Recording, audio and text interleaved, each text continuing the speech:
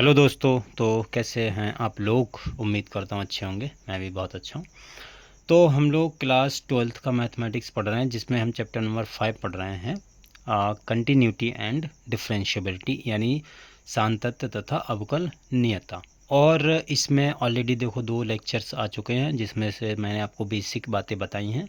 तो यदि आप लोगों ने वो अभी तक नहीं देखे तो आप पहले उन्हें ज़रूर देख लीजिए। हम लोग क्वेश्चन कर रहे हैं, ठीक है। क्वेश्चन से कॉन्सेप्ट बहुत सारे हमारे क्लियर होंगे, आपको डाउट्स जो भी होंगे। तो ये हमारा क्वेश्चन है, देखो कि ये हमें फंक्शन दिया है, सिद्ध करो एफ एक्स बराबर 2x+3 एक्स बराबर 1 पर संतत है।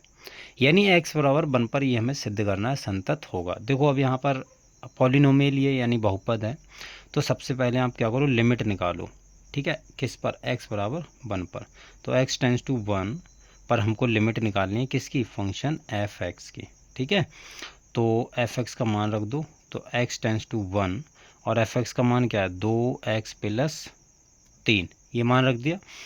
अब इस पर देखो आप लिमिट निकालो, तो इसमें x की जगह पे कितना रखो? 1। तो 2 × 1 + 3 बराबर कितना होगा? 2 + 3 यानी 5। ठीक है, अब आप क्या करो, x बराबर 1 पर फंक्शन का मान निकालो। यानी x की जगह पे 1 रख दो, जहाँ पर भी ये फंक्शन है, जहाँ पर भी ये x है, उसकी जगह पे क्या रख दो आप? 1। तो 2 × 1 + 3 यानी 2 + 3 यानी 5।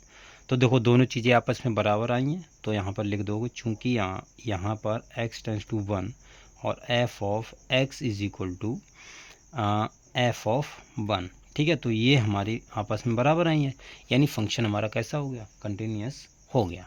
ठीक है, समझ में आ गया? आई होप समझ में आ गया होगा। अगला सवाल देखो करते हैं हम। अब ये सवाल दिया है, ये थोड़ा सा अच्छा सवाल है। F X is equal to 1/x-a, और हमें x बराबर a पर बताना है कि संतत होगा कि नहीं होगा, संतत है या नहीं। ठीक है, संतत है या नहीं, ये चीज़ हमको बतानी है। यहाँ पर क्वेश्चन मार्क है। अब देखो, अभी तक हमें क्या करना था? अभी जो हमने किया वो सिद्ध करना था संतत है कि नहीं। अब संतत नहीं है, ये कैसा है? संतत नहीं है। तो यहाँ पर मतलब ऐसा सिद्ध नहीं करना, बस पूछा कि संतत है या नहीं। तो यहाँ पर सबसे पहले आप क्या करो, सबसे पहले आप अगर संतत की बात करेंगे, देखो इस टाइप के जब भी आपको बटे के रूप में आएंगे, तो वहाँ पर आप क्या करना, एक बार लेफ्ट हैंड लिमिट और राइट हैंड लिमिट चेक जरूर कर लेना। क्योंकि अगर ये डायरेक्ट आपने ये परिभाषा अप्लाई कर दी तो हो सकता है गड़बड़ हो जाए। ठीक है, तो खैर लेफ्ट हैंड लिमिट और राइट हैंड लिमिट निकालो। यहाँ पर अब ये मत बोलना सर हमें कैसे पता चलेगा कौन सी सवाल में लेफ्ट हैंड लिमिट करनी है और कौन सी सवाल में राइट हैंड लिमिट निकालनी है और कौन से सवाल में सीधे सीधे अप्लाई करनी है। ठीक है, तो मैं आपको बता रहा हूँ, आपको करते करते सवाल समझ में आ जाएंगे कहाँ पर अप्लाई करना है, कहाँ पर अप्लाई नहीं करना है। ठीक है, फ़िलहाल तो अगर बटे में आए या वैसे आए, मान लो बटे में आ गया, मॉड में आ गया या घात में आ गया, ठीक है, तो हमें वहाँ पर क्या करना है, वहाँ पर हमें लेफ़्ट हैंड लिमिट और राइट हैंड लिमिट देख लेना है एक बार चेक करके, कि हमें मतलब राइट हैंड लिमिट से कुछ कभी कभी क्या होता है, राइट हैंड लिमिट और लेफ्ट हैंड लिमिट से कुछ और आंसर मिलता है, और क्या बोलते हैं सीधे सीधे हम उसको निकालते हैं तो कुछ और ही आंसर मिल जाता है। ठीक है, तो सीधे सीधे आपको जब निकालना है, जब आपको स्ट्रेट फॉरवर्ड एकदम क्वेश्चन दिया हो कि यहाँ पर एक्स की वैल्यू कभी भी चेंज नहीं होगी, जैसे ये सवाल है। ठीक है, इसी में देख लो, जैसे x बराबर 1 है, इस पर हमें दिखा दिया कि सिद्ध करना। अब यहाँ पर हमें पता है कि x बराबर 1 पर जो पॉलिनोमियल है वो अपनी वैल्यू चेंज नहीं करेगा, यानी x बराबर 1 पर उसकी वैल्यू वही आएगी। ठीक है, तो ये हमारा कंटिन्यूस हो गया, हमने सीधे सीधे अप्लाई कर दिया। इसमें 2 काम करोगे, अगर लेफ्ट हैंड लिमिट निकालोगे, राइट हैंड लिमिट निकालोगे, तब भी 5 आएगी, वो भी 5 आएगी। ठीक है, तो यहाँ पर इसमें पॉलिनोमियल में आपको बोलूँगा, पॉलिनोमियल में जब भी आपके पास में दिया हो तो वहाँ पर आप क्या करना, एक बार मतलब डायरेक्ट ये अप्लाई कर देना, कोई दिक्कत नहीं होती है।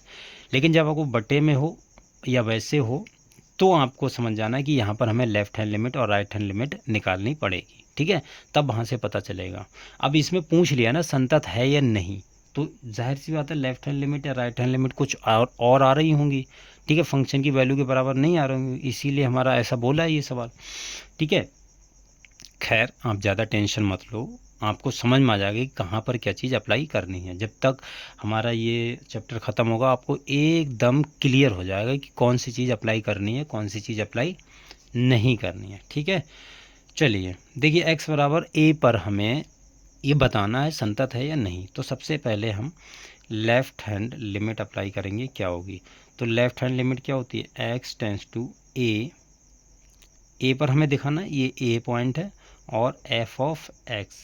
अब देखो लेफ़्ट हैंड लिमिट आप क्या बोलेंगे इसको, ये चीज़ तुम्हारी हो जाती है h टेंस टू 0 और यहाँ पर हो जाता है, यहाँ पर क्या हो जाएगा a माइनस का h। ठीक है, x की जगह पर ये कैसे आया, ये देखो कक्षा 11 में है लिमिट में कि ये चीज़ क्यों आई है।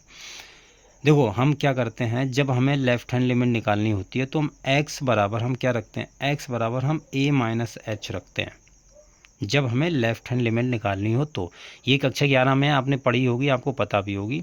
जब हम किसी भी फंक्शन की, किसी भी फलन की लेफ़्ट हैंड यानी बाईं सीमा निकालते हैं तो वहाँ पर x बराबर a माइनस एच रख देते हैं उस फंक्शन में। x बराबर क्या रखते हैं, a माइनस एच। ये आपको ध्यान में रखना, बस बैठा लेना दिमाग में कि जब भी हम लेफ़्ट हैंड लिमिट की बात करेंगे तो हमें a माइनस एच ही रखना पड़ेगा।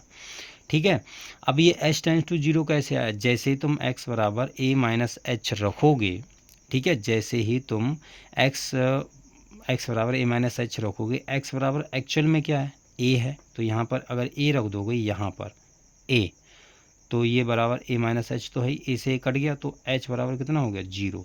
तो इसीलिए h कहाँ चला जाता है, 0 की तरफ चला जाता है। जब x तुम्हारा a माइनस एच की ओर जाएगा तो h कहाँ चला जाएगा, 0 की तरफ। ठीक है, 0 कैसे आया ये मैंने बता दिया है। ठीक है, अच्छा अब देखो ये लिमिट h टेंस टू 0, आपको बस ध्यान में रखना है कि जब लिमिट राइट हैंड लिमिट निकालें या मतलब लेफ्ट हैंड लिमिट निकालेंगे तो वहाँ पर x बराबर a माइनस एच रखेंगे और h जो है वो 0 की तरफ चला जाएगा, बस इतना ध्यान रखना। अब f a माइनस एच, देखो x बराबर जहाँ पर x है वहाँ तुम क्या रखो, a माइनस एच, ये वाली चीज़ रखनी है। तो फंक्शन एक्चुअल में क्या है, ये है, तो 1 अपॉन x की जगह पे क्या रखोगे, a माइनस एच। ठीक है, ध्यान से समझ लेना। तो a माइनस एच रख दो और माइनस a पहले ही से ही है। ठीक है, इसको देखो जब हल करोगे तो क्या आएगा, लिमिट, अगर नहीं भी आ रहा है समझ में, दिक्कत हो रही है, कोई बात नहीं, धीरे धीरे सब समझ में आ जाएगा, एक संग से नहीं आता ये चैप्टर थोड़ा है वैसा। ठीक है, तो टेंशन लेने वाली बात नहीं है। यहाँ से a से a कैंसिल आउट हो गया, बचा कितना, देखो limit h tends to 0 1 upon minus का h। अब h जब 0 रखोगे तो कितना आएगा, माइनस, माइनस मत भूल जाना, यहीं पर गड़बड़ होगी, माइनस भूल जाओगे तो ये 0 आ गया। 1 अपॉन 0 क्या होता है, इन्फिनिटी, अनंत, तो ये माइनस का अनंत आ गया। तो लेफ़्ट हैंड लिमिट क्या है, ये माइनस की इन्फिनिटी। और फिर हम राइट हैंड लिमिट निकालेंगे। तो राइट हैंड जब हम लिमिट निकालते हैं, ठीक है, यहाँ पर ये माइनस लगा दो आप, क्योंकि लेफ़्ट हैंड लिमिट है, वैसे लिख दिया है लेकिन आप लगा पे दोगे तब आपको और क्लियर हो जाएगा कि माइनस जब भी लगता है तो लेफ़्ट हैंड लिमिट लगती है। ठीक है, और राइट हैंड लिमिट निकालेंगे तो a प्लस लगाएंगे और f ऑफ x। अब जब यहाँ पे x बराबर, अब देखो जब राइट हैंड लिमिट निकालते हैं तब हम x बराबर a प्लस एच रखते हैं। ठीक है, a पहले ही रहेगा, कहीं आप a बाद में लिख दो, ऐसा नहीं करना। जो बिंदु है उसमें ही हमेशा कोई चीज़ जुड़ेगी या उसमें ही हमेशा कोई चीज़ घटेगी। घटेगी कब, जब हम लेफ़्ट हैंड लिमिट निकालेंगे।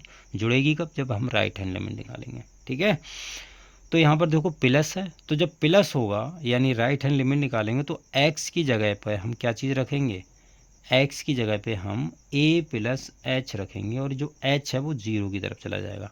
क्लियर एंड कट हो गया होगा, कोई दिक्कत नहीं है। ठीक है, तो अब जो फंक्शन की वैल्यू वो रख दो, तो लिमिट h टेंस टू 0 और 1 अपॉन x, x की जगह पे हमको क्या लेना है, ये है, देखो 1 अपॉन एक्स माइनस ए है, x माइनस ये फंक्शन है, देखो दिख गया होगा। तो ये क्या है तुम्हारा x माइनस ए, तो यहाँ पर x माइनस ए, एक्स की जगह पे तुम ये रखो a प्लस एच, तो a प्लस एच माइनस का a। ठीक है, तो a से a तुम्हारा कैंसिल होगा, कितना आया, limit h tends to 0 1 upon h। ठीक है, और इसमें h जब 0 रखोगे तो 1/0 यानी अनंत। अब देखो यहाँ पर माइनस अनंत आया, यहाँ पर प्लस अनंत आया है, ठीक है। तो अगर ये डायरेक्ट आप करते तो उसमें सिर्फ इन्फिनिटी आता और कुछ भी नहीं आता। अब यहाँ पर फंक्शन की जो राइट हैंड लिमिट है वो प्लस अनंत आई है और लेफ्ट हैंड लिमिट है वो माइनस अनंत आई है। तो यहाँ पर देखो क्लियर दिख रहा है, चूँकि RHL ये बराबर नहीं है LHL के। भाई ये माइनस है, ये प्लस है, बराबर थोड़ी है, तो ये बराबर नहीं है। अतः ये फंक्शन कैसा है तुम्हारा, असंतत है x बराबर a पर, ठीक है। तो आपको लास्ट में लिख देना अतः x बराबर a पर फलन असंतत है, ठीक है जी, असंतत है। तो आई होप समझ में आ गया होगा, क्लियर हो गया होगा। खैर अगर कहीं फिर भी दिक्कत हो रही है, कोई टेंशन लेने वाली बात नहीं है, आपको सब कुछ समझ में आ जाएगा धीरे धीरे, जैसे जैसे आप क्वेश्चन की तरफ अग्रसर होंगे यानी बढ़ेंगे। जैसे जैसे आप क्वेश्चन नए करेंगे तो आपको वैसे वैसे सब चीज़ें समझ में आएंगी। टेंशन ना लीजिए, बस बिलीव कीजिए, मैं आपको सारी चीज़ें क्लियर करवा दूंगा। बस आप धीरे धीरे थोड़ा सा पेशेंस रखिए, ठीक है। चलिए फिर आज के लिए इतना ही रखते हैं, मिलते हैं अगली वीडियो में नए क्वेश्चनों के साथ, और भी अच्छे अच्छे क्वेश्चन लाएंगे करेंगे, ठीक है। चलिए फिर आज के लिए इतना रखते हैं, मिलते हैं अगली वीडियो में, तब तक के लिए बाय।